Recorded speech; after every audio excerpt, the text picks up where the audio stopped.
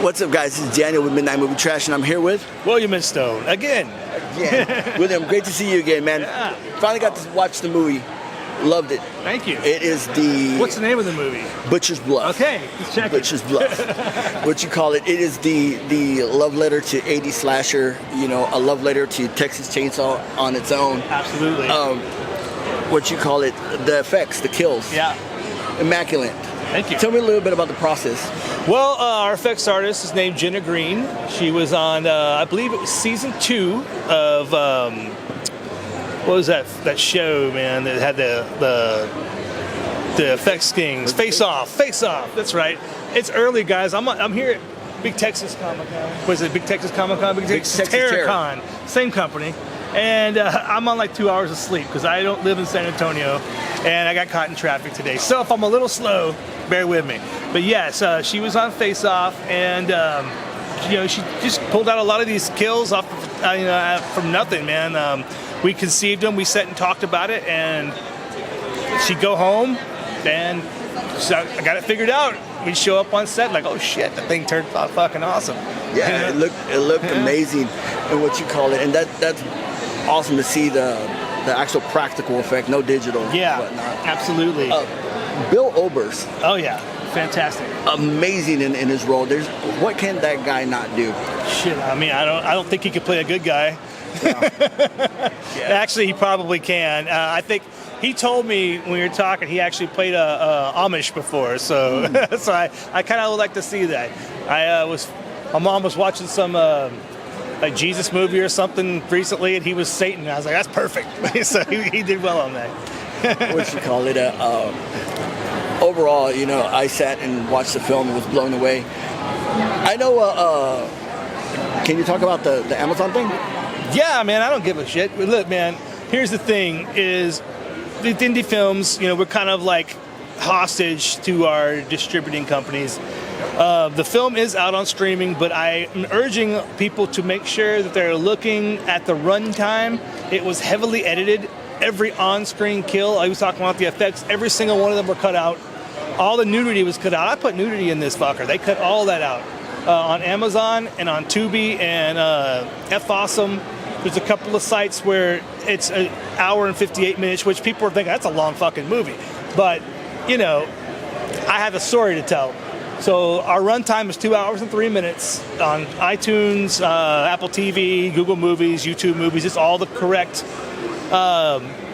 version. But yeah, there are some edited versions out there, and it's terrible. That's not my cut. It looks like shit, and I'm doing my best to try to get those taken off those platforms. There's just a process that goes fighting distribution companies to get that done, you know. Yeah, and that's kind of a kick in the nuts to you guys who put your blood, sweat, and tears into these films, and then to see it butchered into a Disney movie, you know, God PG movie. Damn, I was just sick to my stomach when a friend told me who'd seen the film. He was like, "Man, they edited your movie." I'm like, "Get the fuck out of here!" Right? So I go and I actually bought my own movie on Amazon to see what they did, and I was like, I wanted to throw up. It's that bad. Now let me ask you, now that it's been out, it's on DVD. Yep. Looking back, how does it feel now? Have it completely out to the public? Oh, you know, I'm really happy that you know, all my hard work is finally paying off. I mean, people are enjoying it. Of course, you know, you can't please everyone, and you know, I got some bad reviews online. Some people that don't get what I was doing. They'll say, oh, he was just ripping off movies that were far superior. You know, there's no reason for this movie to exist.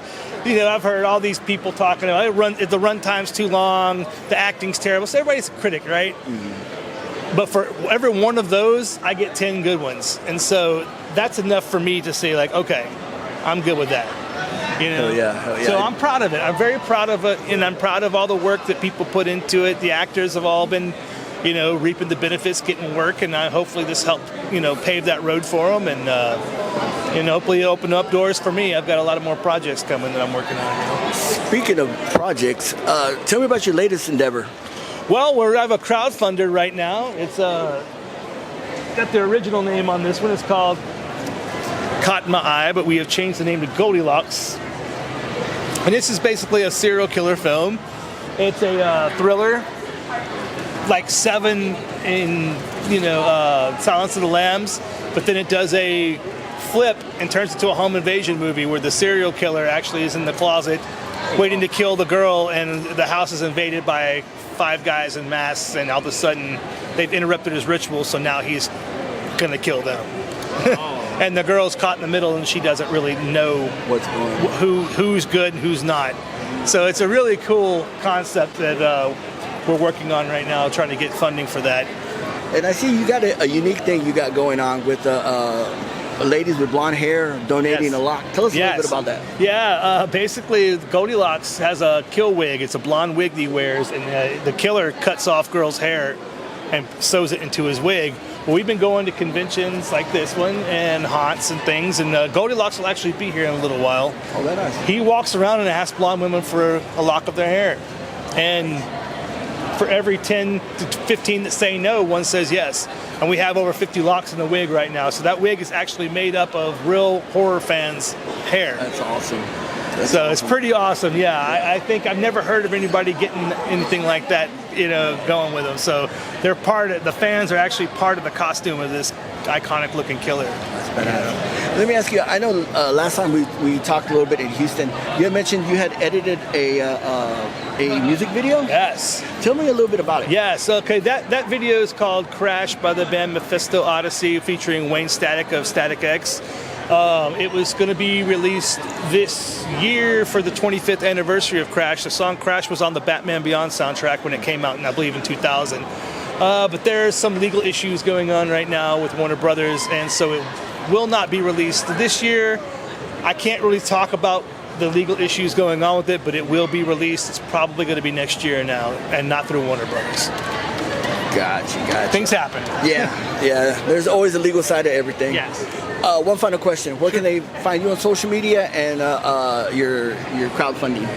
Well, the crowdfunding, you go on Caught My Eye movie on Indiegogo, and I am at William R. Instone at Facebook or Instagram. Pretty easy to find. Butcher's Bluff, the official Butcher's Bluff fan page, is really easy to find. So, that's the best way to get a hold of me is through Facebook, and I'm available for acting now. I'm full-time. I quit my job at 22 years. I was a strip club DJ for 22 years. I quit my job. I'm a full-time artist now. This is all I do. And so I'm acting, I'm directing, I'm editing, I'm doing things like that. So anybody out there want to work with me, hit me up. Awesome.